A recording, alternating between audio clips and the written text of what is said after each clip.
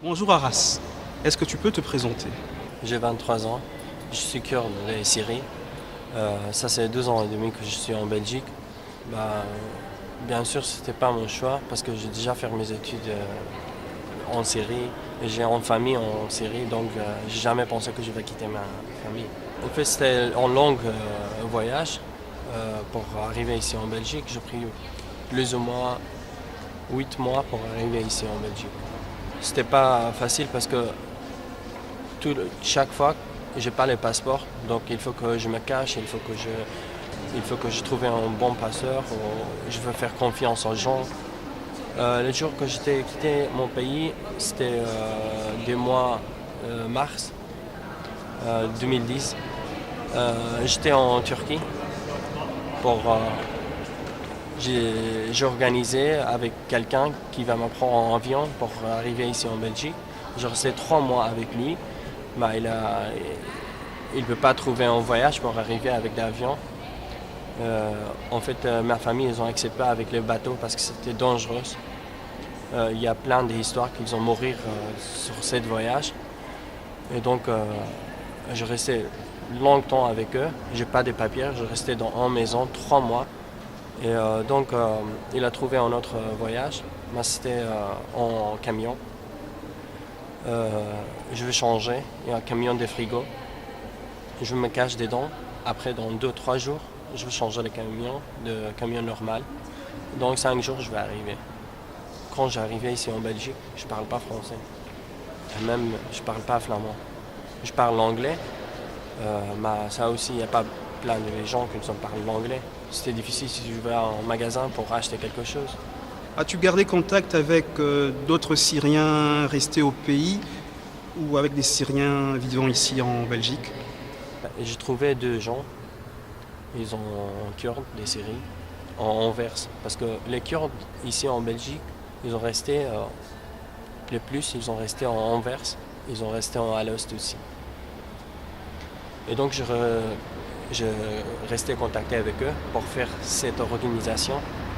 Et on a fait plein de réunions pour organiser le temps, qu'est-ce qu'on va faire, des choses, des activités. Par exemple, pour contacter avec le ministère ici en Europe, dans le Parlement de l'Europe, on va faire des activités, on va dire qu'est-ce qui se passait en Syrie, en vérité. C'est pas le presse qu'ils ont montré, c'est pas comme le gouvernement, le système de Bachar al-Assad, qu'est-ce qu'il va dire, ça c'est la vérité. Non, c'est pas juste. On est en histoire, on est kurde, on n'est pas des pays, on ne peut pas parler kurde. En Syrie, on voit plein de problèmes avec ce gouvernement.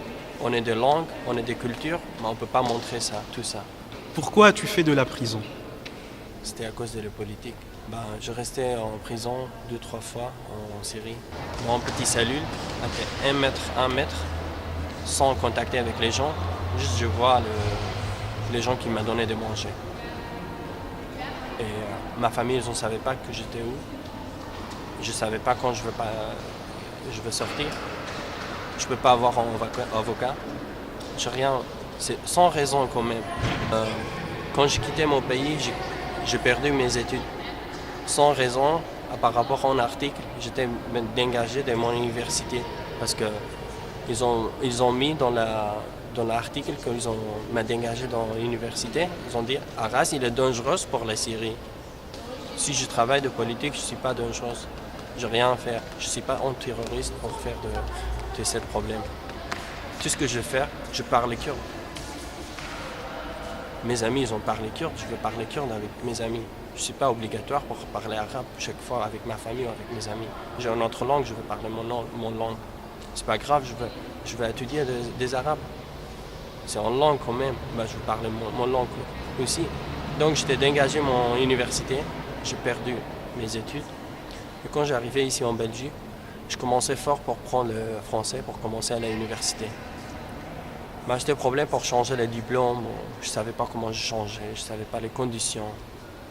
Tout doucement, j'arrivais pour faire tout ça, toutes les conditions. Et j'ai envoyé mes papiers, j'espère que je vais accepter pour faire mes études d'ingénieur informatique. Quel est ton point de vue sur le traitement médiatique du conflit syrien? Moi, je trouve que c'est important parce que Ils ont occupé des histoires des gens ou histoires de quelque chose. Ils ont montré des gens.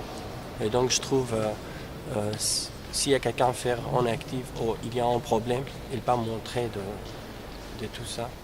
Et il n'y a personne qui savait dans ce problème. Il n'y a personne qui va lire tout cette... Peut-être, je ne sais pas. Je suis sûr qu'il y a en Belgique, ils ne savent pas encore les situations en Syrie. Ils ne savaient pas les Kurdes c'est qui. Je suis sûr. Donc c'est important. Moi, ça m'a fait mal quand les gens ils vont venir pour nous aider. Ils vont mourir là-bas. Mais quand même, on est en monde. On a besoin d'aider. Donc tout ce que c'est possible, si c'est possible, c'est pas dangereux. Oui, je veux demander à tout le monde, ils vont aider en Syrie. Parce que les enfants, les femmes, les vieux, ils vont mourir là-bas sans raison à cause de le gouvernement ou la prison, ils ne veulent pas bouger. J'ai ma famille là-bas, j'ai mes amis, ils sont là. Donc je veux demander à tout le monde, ils vont l'aider. Donc dans 5 ans, on ne sait pas ce qui va passer. Peut-être je vais rencontrer quelqu'un pour rester ici, ou on ne sait pas, on ne sait rien. Mais quand même, jamais je vais oublier ma famille, jamais je vais oublier mon pays. J'espère tout ce qui s'est passé en Syrie, c'est trop grave. Les enfants qui ont resté tout seuls, sans sa famille, ils vont mourir. Je suis désolé pour eux. J'espère qu'un jour, ça va aller en Syrie. On peut retourner plus qu'avant, plus liberté, plus démocratie.